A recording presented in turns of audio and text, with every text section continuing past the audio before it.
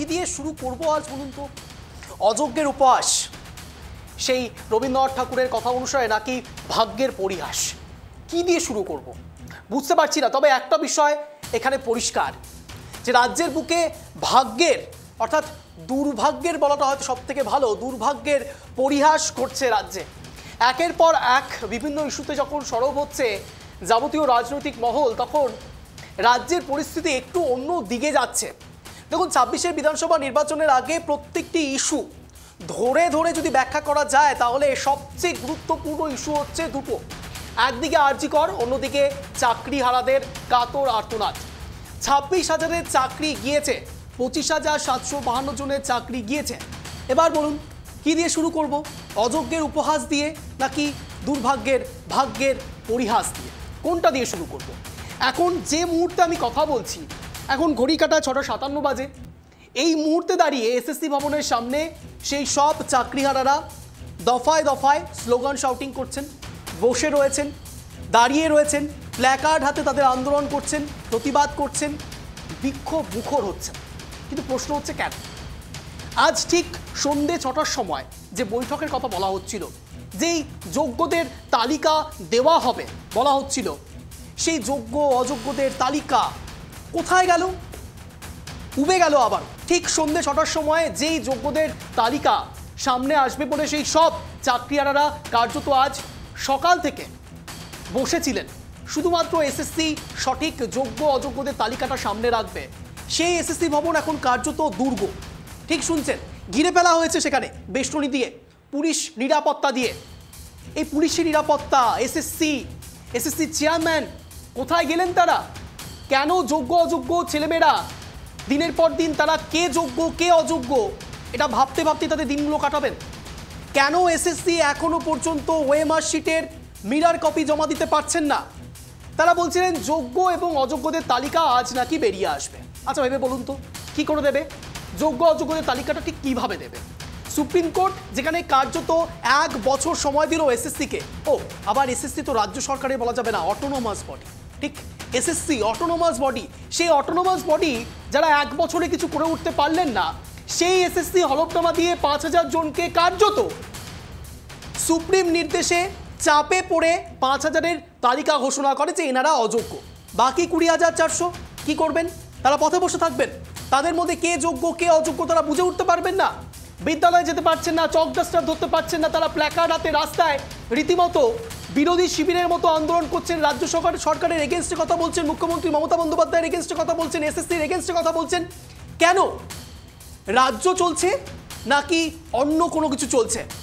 এ রাজ্যে ওয়াকফ সংশোধনী আইন নিয়ে যখন একের পর এক প্রতিবাদ চলে, তখন সেখানে নয় ধর্ম নিয়ে কথা বলা যেতে পারে যে হ্যাঁ, কোনো এক রাজনৈতিক দল ধর্মের ভিত্তিতে, সাম্প্রদায়িকতার ভিত্তিতে রাজনীতিটা করছে, কিন্তু চাকরিহারা এনাদের মধ্যে হিন্দু রয়েছে, মুসলমান রয়েছেন, শিখ রয়েছে, বৌদ্ধ রয়েছে, যে কেউ হতে পারে, জৈনও হতে পারে। কিন্তু প্রশ্ন হচ্ছে, এই সব জাতি ধর্ম বর্ণ নির্বিশেষে তারা প্রত্যেকে আজ রাস্তায় নেমে এসছে, শুধুমাত্র চাকরি হারিয়েছেন তারা।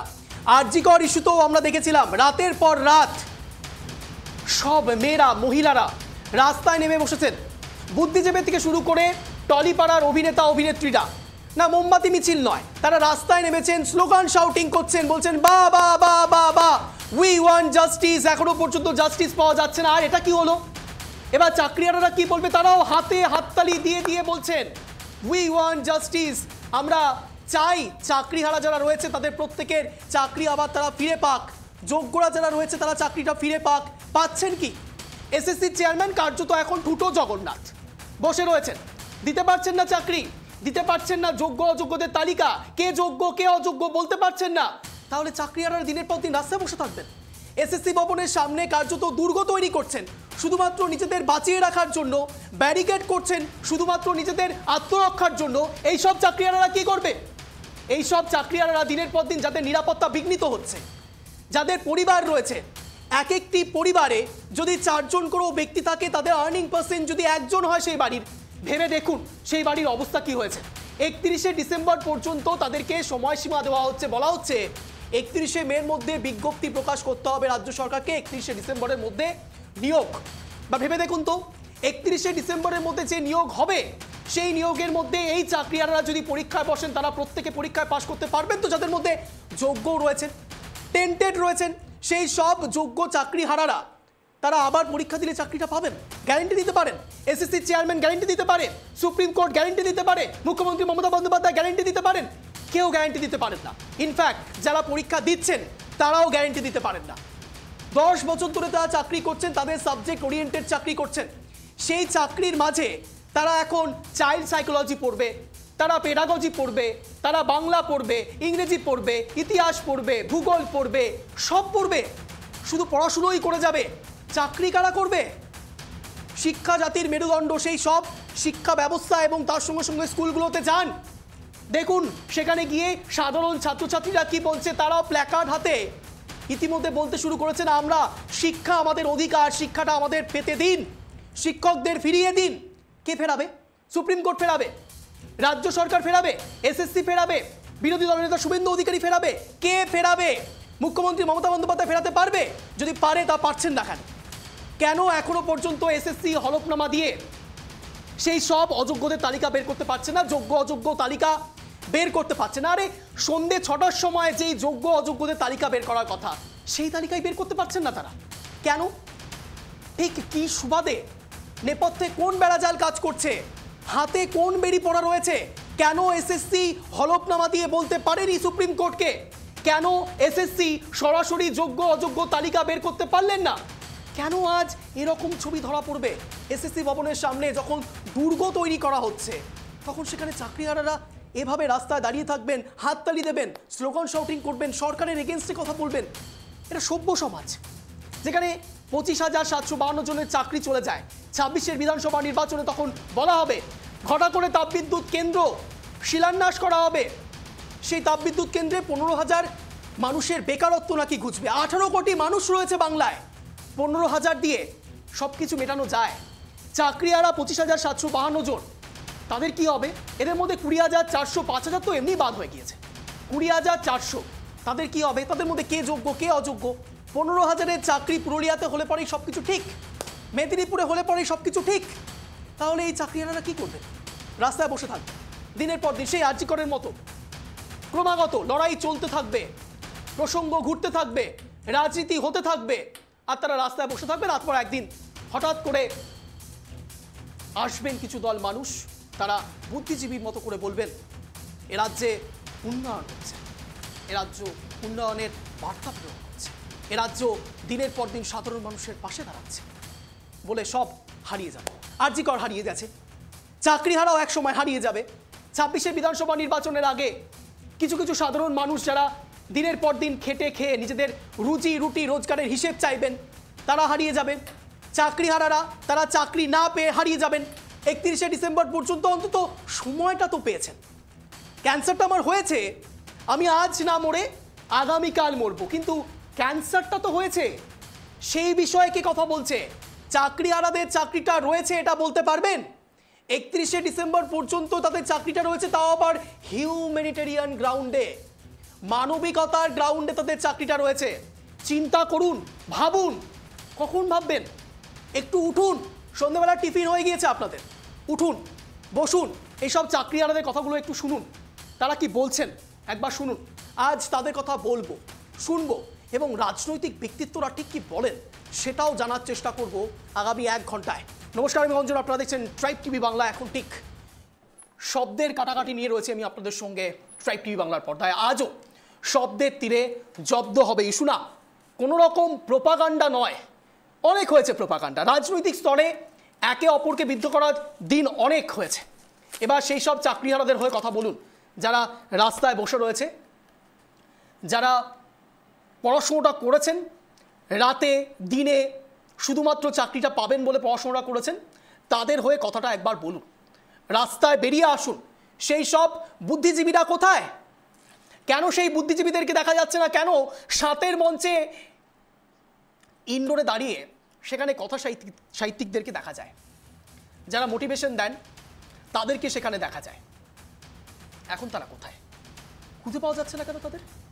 চাকরিহারাদের হয়ে তারা কেন কথা বলছেন না? এখন কেন রাস্তায় রাস্তায় কংগ্রেসের মিছিল বেরোচ্ছে না সেভাবে? সিপিআইএম এর মিছিল বেরোচ্ছে না সেভাবে, বিজেপির মিছিল বেরোচ্ছে না সেভাবে। কেন? ওয়াকফ সংশোধনী আইন নিয়ে রাস্তায় নামতে পারেন আপনারা, চাকরিহারাদের হয়ে এখনো পর্যন্ত কতবার পথে নামলেন? সুকান্ত মজুমদার বললেন রামনবমীর পরে চাকরিহারাদের পাশে এসে দাঁড়াবেন। এখনো পর্যন্ত ঠিক কীভাবে পাশে এসে দাঁড়িয়েছেন? সুপ্রিম কোর্টের রায়ে চাকরি হারিয়েছে সেই সব চাকরিহারারা, তাদের চাকরিটা কে ফিরিয়ে দেবেন? আমি আবারও বলছি, যারা চাকরি পেয়েছেন, যারা যোগ্যভাবে চাকরি পেয়েছেন, আমরা তাদের কথা বলছি। এই মুহূর্তে ছবিটা একবার আপনাদের সামনে রাখবো। প্যানেল ডিসকাশন তো হবে, কথা তো আমরা শুনবো, কিন্তু চাকরিহারাদের কথাটা আরও বেশি গুরুত্বপূর্ণ। দেখুন, একবার অ্যাম্বিয়েন্সটা দেওয়ার কথা বলবো পিসিআরকে। দেখুন,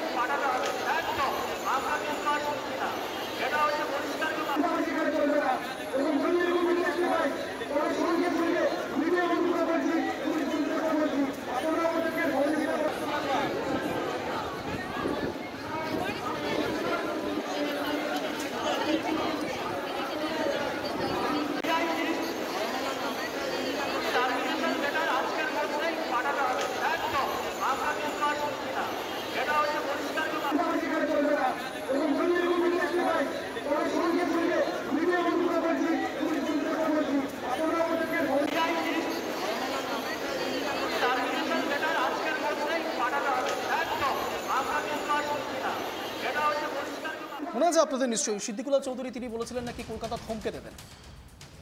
আজ যারা কলকাতা থমকে দিচ্ছেন তারা হলো এইসব চাকরিহারা শিক্ষকরা।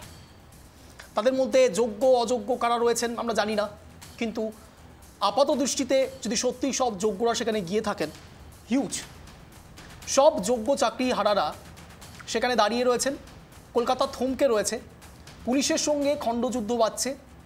এ বাংলা দেখেছে সরাসরি পুলিশদের লাঠিচার্জ করতে, নিরস্ত্র চাকরিহারাদের ওপরে লাথি মারতে দেখেছে। এ রাজ্য দেখেছে 25,752 জনের চাকরি যেতে। তারপরেও কিছু দল মানুষ বলছেন দুর্নীতি রাজ্যে হয়নি। এখনও আপনারা শুনতে পাবেন কিছুক্ষণ পরে, এরপরেও কিছু মানুষ বলবেন রাজ্যে দুর্নীতি হয়নি। কিছু দল মানুষ যদি সত্যি দুর্নীতি করে থাকেন তার দায় রাজ্য সরকারের সম্পূর্ণ বর্তায় না, এমনটাও তারা বলতে পারেন। মুখ্যমন্ত্রী মমতা বন্দ্যোপাধ্যায়ের নির্দেশে এসব কিছু হয়নি সেটা একদম শিওর শট কেউ বলতে পারেন, কিন্তু এটাও প্যারালালি ঠিক। একই রকমভাবে সমান্তরাল প্রগতিতে এটাও ঠিক যে চাকরিহারারা আজ রাস্তায় বসে রয়েছে, তাদের স্থান রাজপথ নয়, তাদের স্থান বিদ্যালয়, তাদের হাতে প্ল্যাকার্ড থাকার কথা নয়। তারা আন্দোলন শেখাবে না সাধারণ মানুষকে, তারা চক ডাস্টার দিয়ে শিক্ষার কথা বলবেন, মুছবেন, ডাস্টার দিয়ে ভুল লিখলে সেটা মুছবেন, আবার চক দিয়ে লিখবেন, আবার মুছবেন, যদি ভুল হয় আবার চক দিয়ে লিখবেন। এটাই একজন শিক্ষক করে থাকেন ছাত্রছাত্রীদের বোঝানোর জন্য যে জীবনে অনেক ভুল হয়, ভ্রান্তি হয়। এবার তাদের জীবনে চক ডাস্টার নিয়ে কে খেলছে, ভ্রান্ত ধারণা কারা তৈরি করবার চেষ্টা করছেন, কারা তাদের জীবনটাকে কার্যত ভুল আর ঠিকের এই গ্যানাকলের মাঝে রেখে দিয়েছেন, চক্রবুয়ের মাঝে ফেলে দিয়েছেন জানি না আমরা, কিন্তু তারা বলছেন রাজ্য সরকার কি কিছুই জানতেন না? তারা প্রশ্ন করছেন এসএসসি চেয়ারম্যান কেন এখনো পর্যন্ত যোগ্য অযোগ্যদের তালিকা বের করতে পারছেন না। আমি সরাসরি এখান থেকে ডিবেট সেশন শুরু করব। এখানে যারা যারা রয়েছেন বিতর্ক শুরু হবে এখান থেকেই। রয়েছেন আমাদের সঙ্গে মাননীয় গৌরাঙ্গ চৌহান তৃণমূল সমর্থক, রয়েছেন আমাদের সঙ্গে মাননীয় আলী হোসেন বিজেপি সমর্থক, রয়েছেন আমাদের সঙ্গে মাননীয় রতন বালা কংগ্রেস সমর্থক রয়েছেন আমাদের সঙ্গে মাননীয় সৌমেন চক্রবর্তী, রাজনৈতিক বিশ্লেষক। কথা বলবো আমরা, কিন্তু তার আগে এই মুহূর্তে যে ছবিটা আপনারা দেখতে পাচ্ছেন, সকাল থেকে এই ছবিটা ধরা পড়ছে, যেখানে সব চাকরিহারারা রাস্তায় বসে রয়েছেন। মুখগুলো একবার খেয়াল করে দেখুন, অসহায় মনে হবে আপনাদের, আমাদেরও মনে হচ্ছে। এবং এই মুহূর্তে দাঁড়িয়ে রোদ, ঝড়, জল, বৃষ্টি বলে না, এই সব কিছুকে উপেক্ষা করে যখন পেটে টান পড়ে, তখন সেই সব সাধারণ মানুষ রাস্তায় নেমে আসে। আজকের এনাদের অবস্থা অনেকটা সেরকমই, তারা রাস্তায় নেমে এসছে। খেয়াল করে দেখুন সেই প্রখর রোদ, সেই প্রখর রোদের মাঝে কেউ কেউ ছাতা মাথায় নিয়েও বসে রয়েছেন, দাঁড়িয়ে রয়েছেন। আর এখন সেই প্রখর গরমের মধ্যে এতজন মানুষ সেখানে কেওয়াস করছেন, দাঁড়িয়ে রয়েছেন। খুব স্বাভাবিকভাবেই সেখানে আবহাওয়া কতটা গরম হতে পারে নিশ্চয়ই বুঝতে পারছেন, তার কারণ সেখানে প্রত্যেকে রয়েছেন, ঠেসে রয়েছেন সাধারণ মানুষরা, সব চাকরিহারারা কার্যত সেখানে রয়েছেন। এবং ঘামে তাদের গায়ে তারা রাখতে পারছেন না জামা কাপড়। চিন্তা করে দেখুন কতটা কষ্টের সঙ্গে তারা এই বিক্ষোভ প্রদর্শন করছেন, আন্দোলন করছেন। আর এটা নিয়েও রাজনীতি চলছে, এটা নিয়েও এখনো পর্যন্ত তৃণমূল নেতাদের পক্ষ থেকে হয়তো বলা হবে না রাজ্যে কোনো দুর্নীতিই হয়, এসব গিমিক, এসব বিজেপির তৈরি করা, এসব কংগ্রেসের তৈরি করা, এসব সিপিআইএমের তৈরি করা, এসব মিডিয়ার তৈরি করা, আমরা তৈরি করেছি। এ ছবিটা চাকরিহারারা যারা চাকরি হারিয়েছেন তারা বলছেন। রাজ্য সরকার কিছু জানতেন না? আমি গৌরাঙ্গবাবুকে একটু অনুরোধ করব, কাইন্ডলি ভিডিওটা একটু অন করুন গৌরাঙ্গবাবু। গৌরাঙ্গবাবু বলছি, এরপরেও বলবেন রাজ্যে দুর্নীতি হয়নি? যোগ্য অযোগ্যদের তালিকা আপনারাই বলছিলেন যে ঠিক সন্ধ্যে 6টার সময় আপনারা দিয়ে দেবেন, দিচ্ছেন না কেন? কেন এইসব চাকরিহারাদের দিনের পর দিন রাস্তায় বসিয়ে রেখেছেন, রাজপথে বসিয়ে রেখেছেন? তাদের তো স্থান এটা নয় গৌরাঙ্গবাবু। আপনি নিজেও একজন শিক্ষক, আপনি রোজ স্কুলে যেতে পারেন, এনারা পাচ্ছেন না। কন্টেম্পোরারিদের হয়ে আপনাদের মনে হচ্ছে না যে একটু কথা বলা উচিত গৌরাঙ্গবাবু?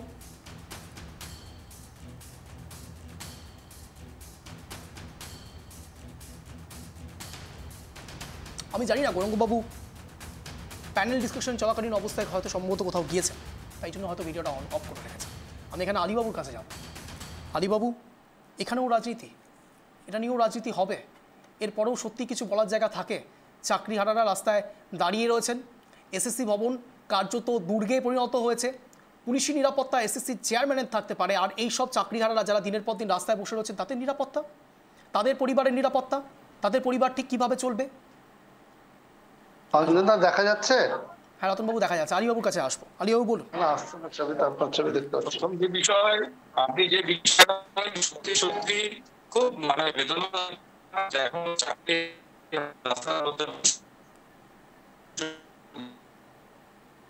আলীবাবু, আপনার নেটওয়ার্কে কিছু সমস্যা হচ্ছে। আলীবাবু, আপনার নেটওয়ার্কের সমস্যা হচ্ছে, আপনি একটু দেখুন। আমি এখানে সরাসরি রতনবাবুর কাছে যাবো। রতনবাবু, একই প্রশ্ন থাকবে, একই প্রশ্ন থাকবে, সেম প্রশ্ন থাকবে। আমি জানার চেষ্টা করছি কি বলছেন আপনারা। চাকরিহারারা রাস্তায় বসে রয়েছেন, এসএসসি ভবনের সামনে কার্যত দুর্গে রূপান্তরিত হয়েছে এবং সেখানে পুলিশি টহলদারি চলছে, নিরাপত্তা চলছে, এসএসসি চেয়ারম্যানের নিরাপত্তা রয়েছে। কিন্তু এইসব চাকরিহারাদের নিরাপত্তা নেই। এইসব চাকরিহারাদের দিনের পর দিন রাস্তায় থাকতে হচ্ছে, রাজপথে থাকতে হচ্ছে। তাদের নিরাপত্তার কথা কেউ বলছে না, তাদের পরিবারের নিরাপত্তার কথা কেউ বলছে না। শুধুমাত্র এসএসসি চেয়ারম্যান, রাজ্যের মুখ্যমন্ত্রী, দেশের প্রধানমন্ত্রী, রাজ্যপাল থেকে শুরু করে প্রত্যেকের নিরাপত্তা রয়েছে। সাধারণ মানুষের নিরাপত্তা থাকবে না? একদম। অঞ্জনদা, প্রথমেই আপনাদের ধন্যবাদ জানাই। টাইপ টিভি চ্যানেলে যারা আছেন প্রত্যেককে শুভ সন্ধ্যা। আজকে মিডিয়ার সামনে শুভ সন্ধ্যা বলতে পারছি না রতনবাবু, শুভ সন্ধ্যা বলতে পারছি না। সরি, বলার মতো জায়গাতে আমরাও নেই অঞ্জনদা, কিন্তু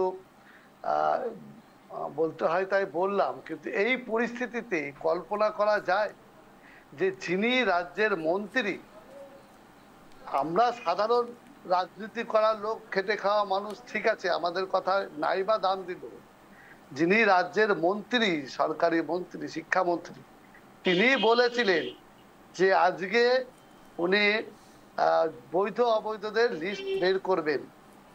এখনো তালবাহানা চলছে, এখনো লিস্ট বের করতে পারছে না। তার মানে কি, এই সরকার প্রথম থেকেই প্রত্যেকটা ঘটনার পিছনে একটা ধামাচাপা দেওয়ার পরিকল্পনা করে যাচ্ছে। কারণ দেখুন, আজকে 26,000 শিক্ষক, শিক্ষিকা, শিক্ষাকর্মী যারা আছেন, তাদের মধ্যে বৈধ কারা অবৈধ কারা সুপ্রিম কোর্ট বলে দিচ্ছে যে বৈধ যারা তারা 31শে ডিসেম্বর পর্যন্ত তারা কাজে যোগ দিন, আর যারা অবৈধ আছেন তারা কিন্তু আর কাজে যোগ দিতে পারবেন না। সুপ্রিম কোর্ট বলে দিচ্ছেন। এরা প্রথমে বলেছিল কি সুপ্রিম কোর্ট চাকরি খেয়ে নিল, সুপ্রিম কোর্টের এক নির্দেশে চাকরি খেয়ে নিল, সুপ্রিম কোর্টের উপর দোষ চাপিয়েছিল। কিন্তু সুপ্রিম কোর্ট অনেক সুযোগ দিল, তাদেরকে বলে দেওয়া হলো 31 তারিখ। তারপরে শিক্ষামন্ত্রী কি বললেন, ওই সিদ্ধান্তের পরে তিনি বললেন যে আমরা 7 দিন 14 দিনের মধ্যেই আমরা কিন্তু বৈধ অবৈধ লিস্ট বের করে দেব। এখনো আপনি বলছেন যে তারা এসএসসি ভবনের সামনে ধর্ণা দিয়ে বসে আছে। কল্পনা করা যায় ছোট বাচ্চা কোলে নিয়ে এই প্রখর রোদের মধ্যে তারা দিনের পর দিন মাসের পর মাস তারা এই রাস্তায় ঘুরে বেড়াচ্ছে। তারা জাতির মেরুদণ্ড, তারা জাতিকে তৈরি করবে। ছোট ছোট শিশু তারাও দেখছে আজকে টিভিতে, তার বাবার কাছে মার কাছে জিজ্ঞাসা করছে, জানো মা বা বাবা আমাদের ওই মাস্টারমশাইরা আর আসছে না স্কুলে, আমরা পড়তে পারছি না, ওরা পড়া হচ্ছে না স্কুলগুলোতে কিছু হচ্ছে না। তারা বলছে, তারা যখন তাদের মাস্টারমশাইদের দিদিমণিদের টিভিতে দেখছে যে তারা ছুটে বেড়াচ্ছে, তারা তো জানছে যে তাদের চাকরিটা মনে হয় সেই মাস্টারমশাই আর আসবে না। কল্পনা করা যায় কোন রাজত্বে বাস করছি আমরা। দিদি অনেক হলো, অনেক করলেন আপনি একের পর এক বহুত কিছু করলেন। আপনি শিক্ষা ব্যবস্থাটাকে শেষ করে দিলেন, আপনি স্বাস্থ্য ব্যবস্থাটাকে শেষ করে দিলেন। আপনার যারা গৌরাঙ্গবাবু আপনার কাছে আসছি, গৌরাঙ্গবাবু একটু হাসছিলেন, গৌরাঙ্গবাবুর কাছে একটু যাবো। গৌরাঙ্গবাবু এই যে সাধারণ মানুষ চাকরিহারারা, গৌরাঙ্গবাবু তো হাসবেন, প্লিজ রতনবাবু আসছি, গৌরাঙ্গবাবু হাসছেন নিশ্চয়ই, গৌরাঙ্গবাবু কিছু নিশ্চয়ই মনে পড়েছে। না গৌরাঙ্গবাবুর কাছে এক্সপ্লেনেশন রয়েছে, না রতনবাবু গৌরাঙ্গবাবুর কাছে এক্সপ্লেনেশন রয়েছে, আমি আশা রাখি এক্সপ্লেনেশন রয়েছে এবং আমি বিশ্বাস করি এক্সপ্লেনেশন থাকবে। এই যে চাকরিহারারা রাস্তায় বসে রয়েছেন গৌরাঙ্গবাবু, তারা না হাসতে পারছেন না, বিশ্বাস করুন। টানা কভারেজ করছি আমরা, তারা কাঁদছেন, কেউ কাতর আত্মনাদ করছেন, কেউ রাজ্য সরকারের ওপর ভরসা রাখছেন, কেউ রাজ্য সরকারকে খেওরের মতো করে যা তা বলছেন। এটা শুনতে ভালো লাগছে না গৌরাঙ্গবাবু। রাজ্য সরকারের উপর আমাদের আস্থা রয়েছে, মুখ্যমন্ত্রী মমতা বন্দ্যোপাধ্যায়ের উপর আমার আস্থা রয়েছে, আমাদের আস্থা রয়েছে। মুখ্যমন্ত্রী মমতা বন্দ্যোপাধ্যায় শান্তির বার্তা দিতে পারেন মুর্শিদাবাদের ক্ষেত্রে, কিন্তু মুর্শিদাবাদ তিনি যান না। কিন্তু চাকরিহারাদের ক্ষেত্রে, অন্তত চাকরিহারাদের ক্ষেত্রে এসএসসি ভবন, যেখানে সেই এসএসসি চেয়ারম্যানের আশপাশ কার্যত দুর্গে পরিণত করা হয়েছে, এই চাকরিহারাদের কোনো রকম নিরাপত্তা থাকবে না গৌরাঙ্গবাবু? চাকরিহারারা দিনের পর দিন রাজপথে বসে থাকবে, তাদের তো হাতে চক ডাস্টার থাকার কথা, তারা প্ল্যাকার্ড হাতে কেন তুলে নিচ্ছেন? গৌরাঙ্গবাবু আপনি নিজেও তো একজন শিক্ষক, সহকর্মী আপনাদের, কি বলবেন? ভিডিওটা দেখা যাচ্ছে না। দেখা যাবে এটার বাক করা হচ্ছে সোমেনবাবু। দেখুন চাকরিহারাদের যে সুপ্রিম কোর্টের রায়, যে রায় বেরিয়েছে, যাদের জন্য এত উত্তেজনার পরিস্থিতি তৈরি হয়ে রয়েছে, আমাদের মনে হয় যে শিক্ষামন্ত্রী বলেছিলেন যে যদি আইন পারমিশন দেয় তাহলে অবশ্যই লিস্ট প্রকাশিত হবে। আমার কি এখান থেকে যে আজকে যে পরিস্থিতি ওখানটায় হয়ে রয়েছে, যে 21,000 টিচারদের যোগ্য লিস্ট প্রকাশ করার পরেও ওখান থেকে যারা 5,000 জন, ওখান থেকে যারা 5,000 জনের যে লিস্টটা প্রকাশিত হবে, যারা ফোর্থ কাউন্সিলিং থেকে 8 কাউন্সিলিং এর মধ্যে, মানে শেষের দিকে 4 নাম্বার কাউন্সিলিং থেকে 8 নাম্বার কাউন্সিলিং এর দিকে যারা করেছিলেন, তাদের লিস্ট প্রকাশ, তারাই পিছন দিকে পড়ে থাকবেন। আপনার মনে হয় সেখান থেকে কি ওই দুর্গের পরিস্থিতি, এসএসসি ভবনের দুর্গের যে পরিস্থিতি রয়েছে, বা কিছু মানুষ যারা বসে রয়েছিলেন সারাদিন ধরে, তারা কি আর বসে থাকবেন না? প্রশ্নটা ওখানটায় নিরাপত্তার বিষয় রয়েছে, এখানে ল অ্যান্ড অর্ডারের বিষয় রয়েছে। আমরাও চাই যে একটা লিস্ট প্রকাশিত হোক, সেই লিস্ট প্রকাশিত হয়ে যেখানে সরকারের প্রতি আস্থা রাখা, আমাদের সরকার থেকে বলা হয়েছে কারো চাকরি যাবে না, প্রত্যেকের চাকরি থাকবে এবং তাদেরকে স্কুল যেতে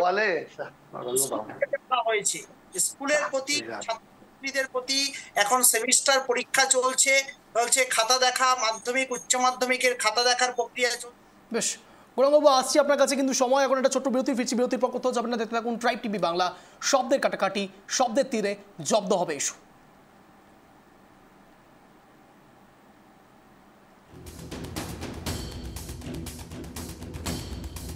ফিরে এলাম বিরতির পর। আপনারা দেখছেন শব্দের কাটাকাটি, শব্দের তীরে জব্দ হবে ইস্যু। আজ আমাদের মূল যেদিকে আমাদের নজর রয়েছে তা হলো এসএসসি চাকরিহারাদের। কার্যত আজ এসএসসি ভবনের সামনে অভিযান, বিক্ষোভ, প্রদর্শন, প্রতিবাদ সব চলছে, কিন্তু এখনো পর্যন্ত যে যোগ্য অযোগ্যদের তালিকা বেরোনোর কথা তা এখনো পর্যন্ত দেওয়া হয়নি এসএসসির পক্ষ থেকে। এসএসসি চেয়ারম্যান এখনো কার্যত এসএসসি ভবনের ভেতরেই বসে রয়েছেন। দক্ষযোগ্য ঘটানোর নিদান দেওয়া হচ্ছে এসএসসি চাকরিহারাদের পক্ষ থেকে। আমি সরাসরি আবারও প্যানেল ডিসকাশনে আসবো। এখানে সরাসরি ছিলাম আমি গৌরাঙ্গবাবুর কাছে। গৌরাঙ্গবাবু বলুন। আমরা হ্যালো অঞ্জনা, সব সময় যে এসএসসি ভবনের সামনে যারা বিক্ষোভকারী, আন্দোলনকারী শিক্ষক শিক্ষিকারা রয়েছেন তারা ধৈর্য রাখুন। অবশ্যই প্যানেল প্রকাশিত হবে, প্যানেল প্রকাশিত, যোগ্য অযোগ্যের লিস্টটাও প্রকাশিত হবে, কিন্তু যাদের লিস্ট থেকে নাম থাকবে না এসএসসি ভবন সেই টিচারদের মুখ থেকে তো আমরা আপনার যদি চাকরি যেত আপনি ধৈর্য রাখতে পারতেন? পেট্রোল নিয়ে জানি না আপনার চাকরি গেলে পরে আপনি আপনি আপনি একই জিনিস। আমি একটু রোল রিপ্লেসমেন্ট করছি, আচ্ছা ধরুন এটা হচ্ছে সেন্ট্রাল গভর্নমেন্টের কোনো চাকরি। কেন আপনি সেন্ট্রাল গভর্নমেন্টের কোনো একটা এমপ্লয়ি, আপনি কি করতেন? আপনি কি করতেন গৌরাঙ্গবাবু? আপনি যদি সেন্ট্রাল গভর্নমেন্টের এমপ্লয়ি হতেন, আপনার যদি চাকরিটা যেত, আপনি ধৈর্য ধরে রাখতে পারতেন? না, চাকরি যদি ফেরত পেতে হয় তাহলে গভর্নমেন্টই যেহেতু চাকরি দিয়েছে, গভর্নমেন্ট ছাড়া কেউ দিবে না। আকাশ থেকে সিপিএম, কংগ্রেস, বিজেপি এসে দিবে না, বহিরাগতরা দিবে না। ঠিকই তো বলেছেন, ঠিক বলেছেন, রাজ্য সরকারই দেবে। কিন্তু প্রশ্ন হচ্ছে এসএসসি এখনো পর্যন্ত যোগ্য অযোগ্যদের তালিকাটাই তো বের করতে পারছে না। একের পর এক প্রতিশ্রুতি তো আপনারা দিচ্ছেন, দিদি করতে পারছেন কোথায়? আজ সন্ধ্যে 6টার সময় যে প্রতিশ্রুতি আপনারা দিয়েছিলেন সেটা রাখতে পারলেন কোথায়? এখন তো ঘড়ি কাটায় 7:26 হয়ে গিয়েছে। কোথায়? 1 ঘন্টা, প্রায় 1.5 ঘন্টা হতে যাচ্ছে, এখনো পর্যন্ত যোগ্য অযোগ্যদের তালিকাটা আপনারা বের করতে পারলেন কোথায়? পয়েন্টে আসুন। যোগ্য অযোগ্য আইন মোতাবেক যোগ্য অযোগ্য কাউন্সিলিং থেকে 8 কাউন্সিলিং এর মধ্যে যারা ছিলেন পিছনের দিকে তাদের দিকেই এগিয়ে সেই লিস্টটা বের হবে। কোনো চিন্তা করা দরকার নাই। রাজ্য সরকার যখন নিশ্চিতভাবে বলেছে পরীক্ষা এবং ইন্টারভিউ এর মাধ্যমে খুব তাড়াতাড়ি একাডেমিক মার্কস বাদ দিয়ে পরীক্ষা ইন্টারভিউ খুব তাড়াতাড়ি যে চাকরি ফিরিয়ে দেওয়া, চাকরি সেই প্রসেসও করবে। আমরা সুপ্রিম কোর্টকে ধন্যবাদ জানাই। সিপিএম, কংগ্রেস, বিজেপি মিলে বাংলায় যে 9 বছর ধন্যবাদ জানাচ্ছেন। কিসের জন্য ধন্যবাদ জানাচ্ছেন গৌরাঙ্গবাবু? 31শে ডিসেম্বর পর্যন্ত শুনুন না প্লিজ গৌরাঙ্গবাবু। বিরক্ত করে দিচ্ছেন, আমাকে বলতে দিন। না, নিশ্চয়ই আপনাকে বলতে দেবো, কিন্তু আপনি শুনতেও হবে আপনাকে, তার কারণ শব্দের কাটাকাটি অনুষ্ঠানে শব্দের তীরে জব্দ হয় ইস্যু, এটা আপনাকে জানতে হবে। এবং তার সঙ্গে সঙ্গে গৌরাঙ্গবাবু আপনি না গৌরাঙ্গবাবু আপনি বলছেন না আপনার প্রশ্নটা আমি শুনতে পাচ্ছি না, আমাকে বলে নিন। এবার শোনা যাচ্ছে গৌরাঙ্গবাবু? আমি বলিনি, আমার কথাটা লেট মি ফিনিশ। না আপনি অবশ্যই বলবেন, কিন্তু আপনাকে প্রশ্নটাও শুনতে হবে, তার কারণ আপনি অন্যদিকে যাচ্ছেন। শুনতে হবে আপনাকে প্রশ্নটা, শুনে নিন আগে প্রশ্নটা, আপনি অবশ্যই উত্তর দেবেন। আপনাকে উত্তর দেওয়ার জন্যই তো সময় দিয়েছি। কিন্তু আমার প্রশ্ন হচ্ছে গৌরাঙ্গবাবু, সুপ্রিম কোর্টকে ধন্যবাদ কেন দিচ্ছেন? সুপ্রিম কোর্টকে কেন ধন্যবাদ দিচ্ছেন? সুপ্রিম কোর্টকে ধন্যবাদ একটা কারণে দিচ্ছি যে 9 বছর ধরে এসএসসি তে যাতে রিক্রুটমেন্ট বন্ধ থাকে। বাংলায় যেখানে শিক্ষা ব্যবস্থা কেন্দ্রীয় রিপোর্ট অনুযায়ী 1 নম্বরে দাঁড়িয়েছিল, সেই শিক্ষা ব্যবস্থা যখন বাড়ি বাড়ি চাকরি হচ্ছিল, সেই চাকরিগুলোকে সিপিএম, কংগ্রেস, বিজেপি বন্ধ করে 9 বছর কোর্ট কেস করে রেখেছিল। আজকে সুপ্রিম কোর্টকে ধন্যবাদ জানাচ্ছি যে এই ধরনের রায় দিয়েছে। 26,000 চাকরি তো ফিরবেই, তার সাথে 1 লক্ষ রিক্রুটমেন্ট বাকি রয়েছে, 1 লক্ষ ভ্যাকেন্সি ক্রিয়েট হয়েছে। ফিরবে রিক্রুটমেন্টের প্রসেস এরপর শুরু করবে আমাদের রাজ্য সরকার। এই জন্য আমরা ধন্যবাদ জানাচ্ছি যে সিপিএম কংগ্রেসের মুখ পুড়েছে। আর 2-3 বছরে দেখবেন যে প্রতিটি হাই স্কুলগুলোতে প্রত্যেকটা সাবজেক্টের টিচারে ভরে গেছে। এটা আনন্দের, এটা গর্বের। এই জন্য আমরা ধন্যবাদ জানাচ্ছি যে সিপিএম, কংগ্রেস, বিজেপি যেটা চাইছিল সেটা করতে পারে নাই। বাংলার যুবকদের চাকরি খেয়েছে এই 3টি দল, যারা হিংসা করে পিছিয়ে দেওয়ার জন্য করেছে। আপনি তথ্য দিয়ে আমি আপনাদেরকে বলতেছি, স্কুলগুলোতে রিক্রুটমেন্ট বন্ধ, এসএসসি বন্ধ। মানছি গৌরাঙ্গবাবু, আমি বলছি যে রাজ্যে দুর্নীতি হয়েছে, এটা তো আপনি নিশ্চয়ই এখন মানছেন। দুর্নীতি প্রমাণিত নয়, যতক্ষণ পর্যন্ত প্রমাণিত নয় দুর্নীতির কথা বলা যাবে না। গৌরাঙ্গবাবু আপনি ঠিক করে দেবেন না যে কি বলবো আর কি না বলবো। গৌরাঙ্গবাবু প্লিজ আপনি এটা আগে সবার আগে মানতে শিখুন যে এসএসসি হলফনামাতে যে 5000 জন বলা হচ্ছে, নিশ্চয়ই সেখানে অযোগ্য তালিকা দেওয়া হয়েছে, এবং অযোগ্য তালিকা দেওয়া হয়েছে মানে দুর্নীতি হয়েছে। আপনি অস্বীকার করতে পারেন না। ভিডিও দেখানো হচ্ছে যে কোশ্চেনের সাথে উত্তর দিয়ে ঘরের মধ্যে বসে উত্তরপ্রদেশে লিখতেছে নিটে গোটা। আপনি আবার উত্তরপ্রদেশে চলে গেলেন। আমরা বাংলার কথা বলছি। উত্তরপ্রদেশে 25,752 জনের চাকরি যায়নি। চাকরিয়ারা উত্তরপ্রদেশে এসএসসি ভবনে গিয়ে বসে নেই, রাজ্যের এসএসসি ভবনে বসে রয়েছে। আচ্ছা, 31শে ডিসেম্বর পর্যন্ত যে আপনাদের সময়সীমা দেওয়া হলো, 31শে ডিসেম্বর পর্যন্ত আপনাদের যে সময়সীমা দেওয়া হলো, গৌরাঙ্গবাবু 31শে ডিসেম্বর পর্যন্ত যে সময় দেওয়া হলো, ক্যান্সার তো হয়েছে গৌরাঙ্গবাবু, ক্যান্সার হয়েছে। আমি আজ মরিনি, আগামীকাল মরবো, অর্থাৎ 31শে ডিসেম্বরের পরে মরবো, কিন্তু ক্যান্সারটা তো হয়েছে। চাকরিগুলোকে নষ্ট করে গেছিল, আমাদের সরকার এসে সেই চাকরিগুলোকে বাঁচিয়েছে। অবৈধ চাকরি 25,752 জনের চাকরি সিপিআইএম এর সরকারে হয়েছিল। 2016 সালে সিপিআইএম এর রাজ্যে ছিল। সিপিএম যে চাকরিগুলো শিক্ষামন্ত্রী প্রাক্তন শিক্ষামন্ত্রী পার্থ চট্টোপাধ্যায় সিপিআইএম এর আমলে ছিল। একদম ভুল রিক্রুটমেন্ট ছিল অনেক। আমি এখানে আমি জানি না হয়তো গৌরাঙ্গবাবুর কাছে নিশ্চয়ই ভালো এক্সপ্লেনেশন রয়েছে, হয়তো তিনি দেওয়ার চেষ্টা করছেন তার সাধ্য মতো, কিন্তু আমি জানি না। একদিকে যেমন সুপ্রিম কোর্ট সন্তুষ্ট হয়নি এতদিন ধরে, আমি জানি না প্যানেল ডিসকাশনে যারা যারা বসে রয়েছেন তারাও সন্তুষ্ট হচ্ছেন কিনা, দর্শকরাও সন্তুষ্ট হচ্ছেন কিনা। গৌরাঙ্গবাবু, আপনি যেমন আপনার কথার মাঝখানে কোনো প্রশ্ন সহ্য করতে পারেন না, ঠিক তেমনই কথা বলার মাঝে কথা বলবেন না প্লিজ। আমি এখানে সোমেনবাবুর কাছে যাব। সোমেনবাবু, সারাশি চাপে রয়েছে কি এসএসসি? তারা কি এটা ভাবছে যে যোগ্য অযোগ্যদের তালিকা যদি এখন বেরিয়ে পড়ে তাহলে তারা আরও বেশি গ্যারাকলে পড়বে, চাপে পড়বে, গোলকধাঁধায় পড়ে যাবে? সেই জন্যই কি যোগ্য অযোগ্যদের তালিকা বের করতে এতটা গড়িমসি? 1.5 ঘন্টা পেরিয়ে গিয়েছে, এখনো পর্যন্ত চাকরিহারারা সেখানে বসেই রয়েছে। সত্যি কথা বলতে কি, আজকের এই অনুষ্ঠানে যোগ দেওয়ার আগের মুহূর্ত পর্যন্ত বা এখনো ওই যে আপনারা দেখাচ্ছেন সেই ভিড়ে আমার অনেক সহকর্মী বন্ধু, তারা আমার সঙ্গে একই সঙ্গে আমরা কাজ শুরু করেছিলাম কলেজে বা স্কুলে পার্ট টাইমার হিসাবে, তারা একই সঙ্গে আজ যুদ্ধ করছে তাদের যাকে বলে রুটি রুজির জন্য। প্রথমেই ক্ষমা প্রার্থনা করি আমার সহযোদ্ধাদের, একই সঙ্গে আমি আজ এখানে তাদের হয়ে বলছি, কিন্তু যে যুদ্ধ তারা চালাচ্ছে সেই যুদ্ধ তাদের অস্তিত্বের জন্য যুদ্ধ, এবং তারা এই চাকরির বলেই তার যে ছোট ছোট বাচ্চার হাত ধরে সকালে স্কুলে নিয়ে যেত, সে আজ বাবাকে কোশ্চেন করে যে বাবা তুমি কালকে স্কুলে যাবে না। অর্থাৎ এই যে যন্ত্রণা, এই বেদনাগুলোকে যারা এখানে সরকার পক্ষের হয়ে যে কথাগুলো বলেন বা ডিফেন্ড করেন, আমি জানি না, অন্তত খুব প্রাসঙ্গিক ভাবেই মনে পড়ছে ছাত্র জীবনে পড়া শঙ্খ ঘোষের একটি বিখ্যাত কবিতা, মুখ ঢেকে যায় বিজ্ঞাপনে। এখানে কথাটার সূত্র ধরেই বলতে হয় যে মুখ ঢেকে যায় আজ সরকার পক্ষের কথার জাগলারিতে, অর্থাৎ কথার জাগলারি বলবো, অর্থাৎ যেখানে সহানুভূতির পারদ একটুও তাদের মনে রেখাপাত করে না যে আমি ওই জায়গায় থাকলে কি করতাম। সব যেন হয়ে গেছে জনকল্যাণটা ব্যক্তি কল্যাণ। তাই এই জনকল্যাণ যখন ব্যক্তি কল্যাণে পর্যবসিত হয় তখন মানুষ খুব অসহায় থাকে।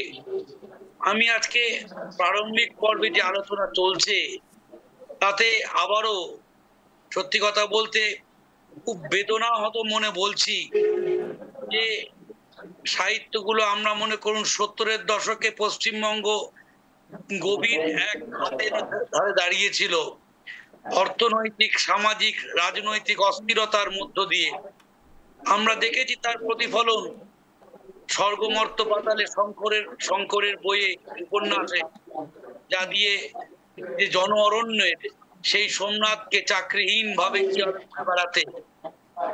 তো আজকে যে জায়গাটা পরিস্থিতি আমরা দাঁড়িয়েছি, সেই 70-এর যে ক্রাইসিস তাকেও আরেকটা জায়গায় আমাদের অধঃপতিত করেছে। সেটা হচ্ছে সামাজিক নৈতিকতার অধঃপতন। অর্থাৎ যে জায়গা ধরে ভাবুন আগামী দিনে ছাত্রছাত্রীরা এরা স্কুলে ফিরছে কি ফিরলো না, কিন্তু কোন চোখ দিয়ে তারা দেখে বলবে যে আমার যে শিক্ষক পড়াতে আসছে সে কি আদৌ যে সঠিক শিক্ষক না জালিয়াতির শিক্ষক?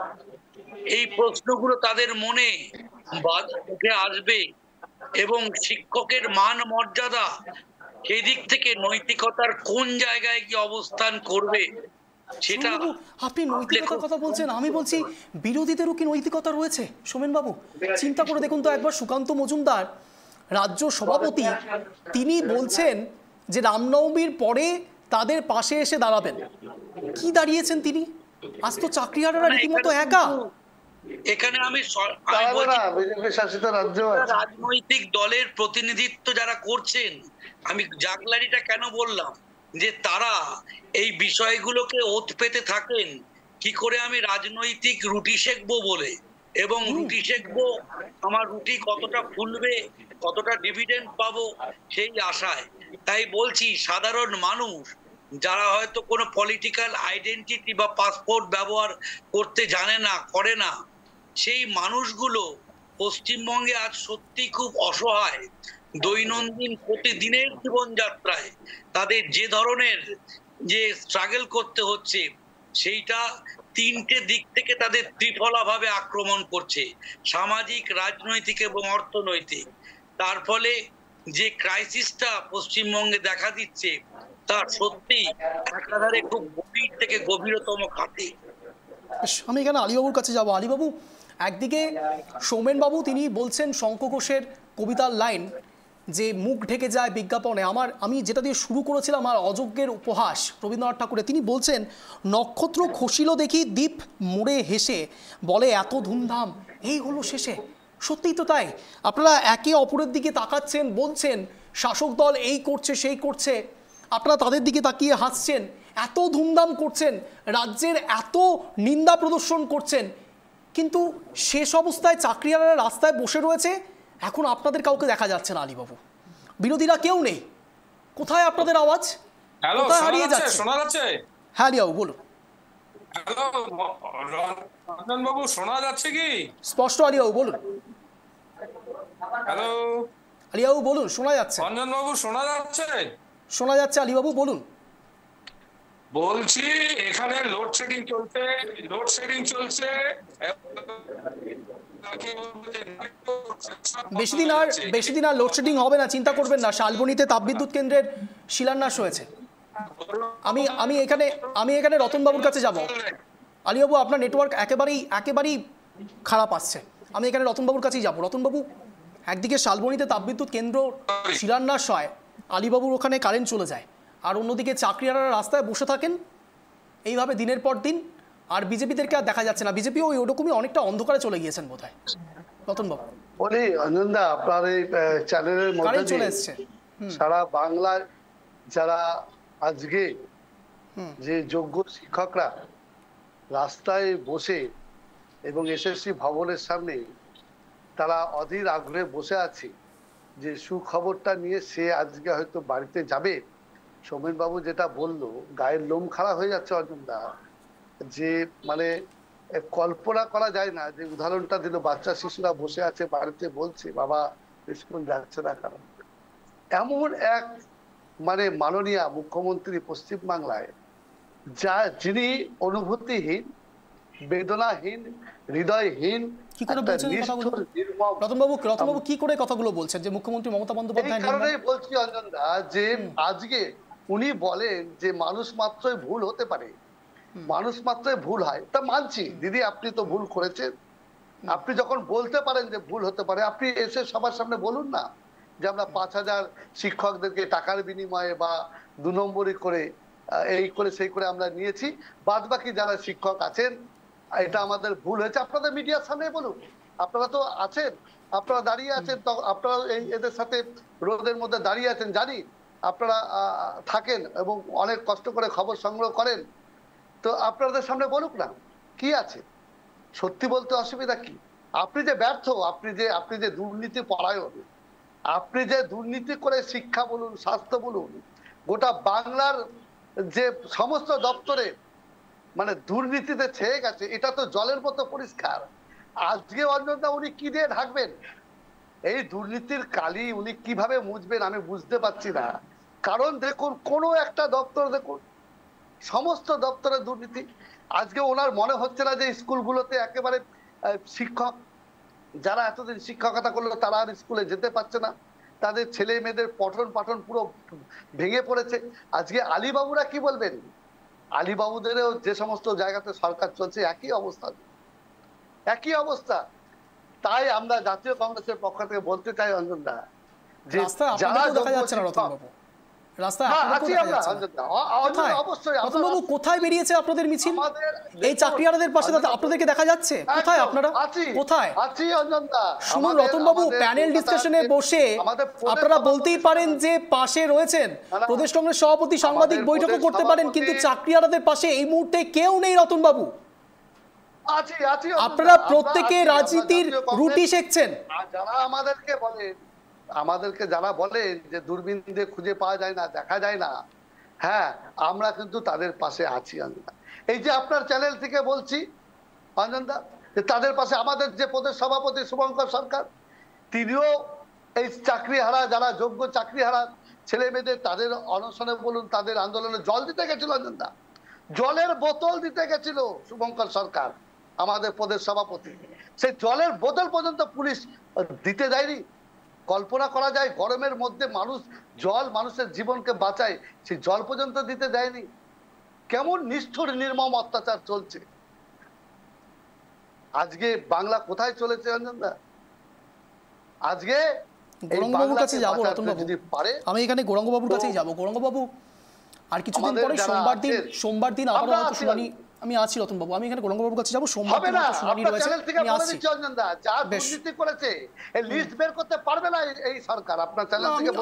আমি লিস্টে যাচ্ছি না, আমি লিস্টে যাচ্ছি না, আমি যাচ্ছি যোগ্য অযোগ্যদের তালিকা। প্রথম কথা, এখনো পর্যন্ত প্রকাশ করা হয়নি, প্রকাশ করতে পারছে না এসএসসি এখনো পর্যন্ত। চেয়ারম্যান বসে রয়েছেন এসএসসি ভবনের মধ্যে, কার্যত দুর্গ। গৌরাঙ্গবাবু খুব ভালো করে এক্সপ্লেন করলেন, আমি আরেকটি এক্সপ্লেনেশন একটু জানতে চাইবো। সোমবার দিন যে প্রাইমারি, আমি আসছি রতনবাবু, প্রাইমারি টেটের যে কথা বলা হচ্ছে, সেই 42,000 সেটারও শুনানি রয়েছে, এবং শোনা যাচ্ছে যে ওএমআর শিট প্যানেল প্রকাশ হওয়ার আগেই ঠোঙা হয়ে যাচ্ছে, কার্যত ওড়িশায় চলে যায়, বালাকোটে চলে যায়, এবং সেখানে কার্যত রিসাইক্লিং করা হচ্ছে। 3টে দফায় সেখানে যাচ্ছে এবং কেজি দরে বিক্রি হচ্ছে। খেলা চলছে গৌরাঙ্গবাবু, ওএমআর শিটগুলো নিয়ে খেলা চলছে। আপনি ছেড়ে দিন কিছুক্ষণের জন্য, আমি এই 2016 প্যানেলের কথা ছেড়ে দিলাম। ওএমআর শিট নেই, আপনারা অনেক কিছু যুক্তি দিতে পারেন, 3 বছর 1 বছর অনেক যুক্তি দিতে পারেন, অবশ্যই থাকতে পারে সেই যুক্তি, কিন্তু প্যানেল প্রকাশিত হওয়ার আগেই ওএমআর শিটের সেই ওএমআর শিট ওই ঠোঙা হয়ে যাবে, আর রাস্তায় দাঁড়িয়ে থাকবে। মানে অনেকটা ওই চপ আর ঘুগনির উন্নয়নের মতো, চপের দোকান, মুড়ির দোকান, এসব দোকানের মতো। গৌরাঙ্গবাবু,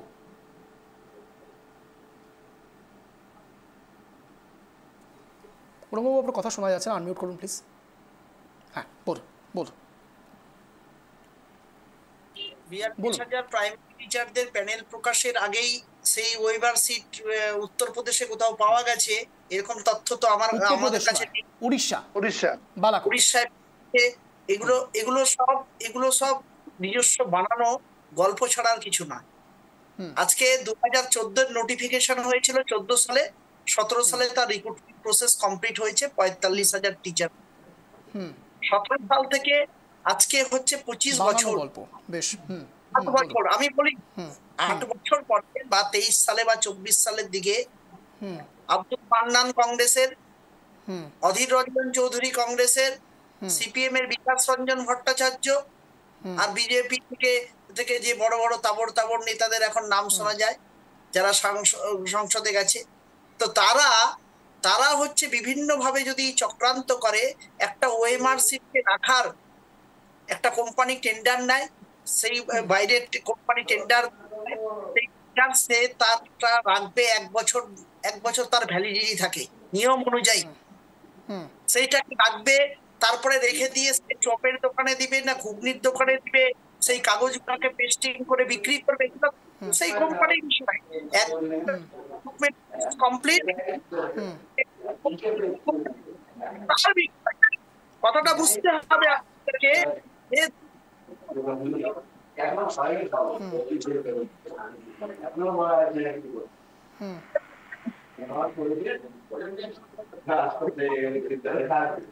শোনা যাচ্ছে না কোনো বাবু? রিক্রুটমেন্ট প্রসেসে দেখুন অভিজিৎ গঙ্গোপাধ্যায় যে রায় দিয়েছিলেন তৎকালীন, ব্যাপারটা বুঝতে হবে আপনাদেরকে। তিনি কিছুজন ব্যক্তির কাছ থেকে শুনে শুনে কেমন করে ইন্টারভিউ হয়েছিল, তখন অনেকে বলছে যে ইন্টারভিউ কোশ্চেন হয়েছিল, তখন বলেছে যে তুমি কি বোর্ডের মধ্যে ভিডিও করে সেই ইন্টারভিউ গুলো বোর্ডে ডেমনস্ট্রেশন দিয়ে হয়েছিল কি হয়নি? তো যাদের ডেমনস্ট্রেশন দিয়ে হয়নি তাদেরকে আবার লিস্ট পাঠিয়ে হাইকোর্ট থেকে লিস্ট পাঠিয়ে বোর্ডে ডেমনস্ট্রেশন করানো হয়েছিল। ডেমনস্ট্রেশনে ভিডিও কপি হচ্ছে জমা পড়েছিল, যে ডেমনস্ট্রেশন করে যারা দিচ্ছে এবং দেওয়া আছে সেটার যদি মানতে না চায়, আপনার হাতে ক্ষমতা রয়েছে, আপনি আপনি আপনার হাতে আপনি সুপ্রিম পাওয়ারে রয়েছেন। আপনাকে যতই আমি বোঝানোর চেষ্টা করি না কেন, আপনি যদি রাজনৈতিক কমিশন দিয়ে কোনো একটা ভার্ডিক্ট তৈরি করেন এবং রাজনৈতিক উদ্দেশ্য প্রণোদিত হয় বা রাজনৈতিক নেতাদের বা কোনো দলের অনুপ্রেরণায় হয়, তাহলে যতই আপনাকে আমি স্বচ্ছতার প্রমাণ দিই, সেই স্বচ্ছতাকে ভোটে টিকবে না। বুঝতে হবে বিষয়টা। আজকে ৪৫,০০০ চাকরি হয়েছে, সেই চাকরি বাড়ি বাড়ি হয়েছিল, এখনো রিক্রুটমেন্ট প্রসেস বন্ধ আছে এবং রিক্রুটমেন্ট হচ্ছে, প্রাইমারি 5 যুক্ত হচ্ছে, ক্লাস 5 যুক্ত হলে পরে আরো ভ্যাকেন্সি বেড়ে যাবে, আরো রিক্রুটমেন্ট হবে। এই আপনি মানছি, আপনি আমাকে শুধু একটি বিষয় একটু বলে দেবেন। 10 বছর ধরে 2016 সালে যারা পরীক্ষাটা দিলেন, 2025 সাল তাদের চাকরিটা তারা হারালেন, 10 বছর ধরে তারা চাকরি করলেন, এখন তাদেরকে আবারও নতুন করে পরীক্ষা দিতে হবে। আপনি বিশ্বাস করেন পেডাগোজি সাবজেক্টটা আবার তারা পরীক্ষা দিতে পারবে? চাইল্ড সাইকোলজি পরীক্ষাটা একটু শুনে নিন না প্লিজ বাবু, চাইল্ড সাইকোলজি এক্সামটা তারা আবার ভালো করে দিতে পারবে? এটা আপনি বিশ্বাস করেন? একজন যে কোনো শিক্ষক, আপনিও একজন শিক্ষক, আমরা প্রত্যেকে এখানে পড়াশুনো করি, প্রত্যেকেই আমরা শিক্ষিত, এবং তার সঙ্গে সঙ্গে এটাও অত্যন্ত স্বাভাবিক বিষয়। আমরা এই সময় দাঁড়িয়ে হঠাৎ করে ক্লাস 8-এর হঠাৎ করে কোনো পড়াশুনো জিজ্ঞেস করলে আমরা বলতে পারবো না। এবং তার সঙ্গে সঙ্গে 31শে ডিসেম্বর যে এক্সামটা হবে, সেই এক্সামের মাঝে তাদের যথেষ্ট চাপ রয়েছে। এই চাপের মাঝে তারা আবার নতুন করে প্রিপারেশন নেবেন এবং তারপরে তাদের চাকরিটা থাকবে কি থাকবে না সেটাও পেন্ডুলামের মতো ঝুলবে। কি করে গৌরাঙ্গবাবু, একটু মানবিকতার খাতিরে ভাবুন, তারা কি করে চাকরিটা পাবে? আপনার 1 মিনিট সময় শুরু হচ্ছে এখন গৌরাঙ্গবাবু, আপনার 1 মিনিট সময় শুরু হচ্ছে এখন, আনইন্টারাপ্টেড। বলুন গৌরাঙ্গবাবু, বলুন।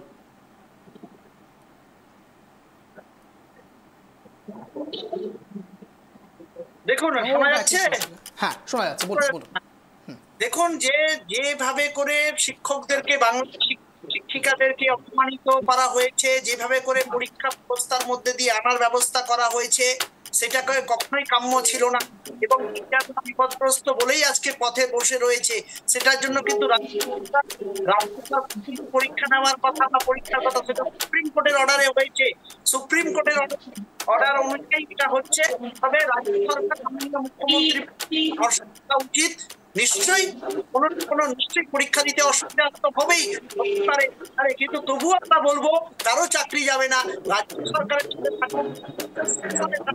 কোনো বিরোধিতা নয়। পেট্রোল নিয়ে আয়, সেই শিক্ষকদেরকে আমরা চাই না। পেট্রোল নিয়ে আয়, আজকে পুড়িয়ে দিব। আজকে এসএসসি 5,000 নামের লিস্ট দেওয়ার পরেও যখন এই বের হয়, তারপরে লাগবে রাজ্য সরকারকে 2026-এর ভোটের আগে বিপদগ্রস্ত করবার জন্য সিপিএম, কংগ্রেস, বিজেপির একটি সিদ্ধান্ত। আমি রতনবাবুর কাছে যাব। রতনবাবু, আপনার 1 মিনিট সময় শুরু হচ্ছে এখন, আনইন্টারাপ্টেড। বলুন। আমরা বলতে চাই অঞ্জনদা যে এই বাংলাকে আপনি পিছিয়ে দিবেন না। অনেক হয়েছে, অনেক করেছেন আপনি, আর আমরা চাই এই বাংলার যে হিত গৌরব, সেই গৌরবকে আর আপনি নষ্ট করতে পারেন না। কারণ আপনি একের পর এক যে সমস্ত দুর্নীতিগুলো সামনে চলে আসছে, সেগুলো আজকে জলের মতো পরিষ্কার। আজকে আপনি দেখাতে যাচ্ছেন, আপনি তো সততার প্রতীক, নিজেকে বলুন। আজকে আপনি কেন কেন পারছেন না আপনি যোগ্য শিক্ষকদের লিস্টটা প্রকাশ করতে? কিসের আপনার এত এত ভয়?